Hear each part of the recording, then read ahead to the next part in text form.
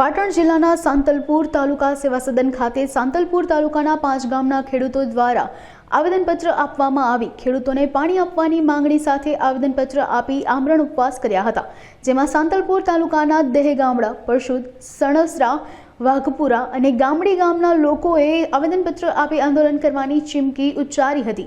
તેમજ છેલ્લા 40 દિવસથી નર્મદા નિગમ દ્વારા પાણી ના આપવામાં આવતા ખેડૂતોને લાખો રૂપિયાનું નુકસાન થયું હોય તેવા ખેડૂતોના આક્ષેપો છે.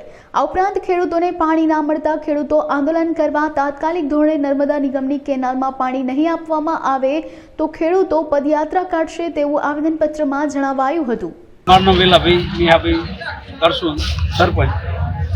મૂળમાં તમે કેનાલમાં કેટલા 10 વર્ષથી આમ રાડું પાડીએ પણ કેનાલની દર વર્ષે આમ સફેદી ગ્રામીણ હોય છે, બરાબર. વારંવાર કેનાલ તૂટે છે અને કેનાલ નાની પડે છે, તો કેનાલને મોટી કરવામાં આવે તો ખેડૂતોને પૂરતા પ્રમાણમાં પાણી મળી રહે.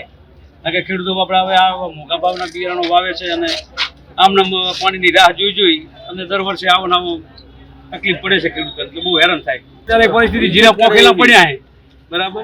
પાણી આવતું નથી, બરાબર. 1 મહિનાથી રાત દાડો ઉજાગરા કરે પણ છતાં પાણી આવતું નથી. વારંવાર કેનાલ તૂટી જાય છે. કેનાલ મોટી કરવામાં આવે મારી માંગ. મારું નામ ઠાકોર રામુજી બેલાજી ઠાકોર દહીગામડા. આ માઇનોર કેનાલ સાહેબ આ 40 દિવસ થયા ચાલુ કર્યા ને હજુ દહીગામડા પરસું સુધી પાણી પહોંચ્યું નથી. આ ખેડૂતોને બધાને હિજરત કરી અને અમારી તો માગણી એવી જ છે કે અમારે એજન્સી કોન્ટ્રાક્ટ બીજાને આપી દે. અમારી કોઈ સંભાળ લેતા નથી ફોન ઉપાડતા. અમારે ફોન કરવો કોને? મારું નામ હનીફ ખાન. ધારાસભ્યના જ ગામમાં પાણી નથી તો બીજાને પછી ક્યાંથી આવશે? સાંતલપુર તાલુકામાં બીજી કઈ જગ્યાએ પાણી આવે?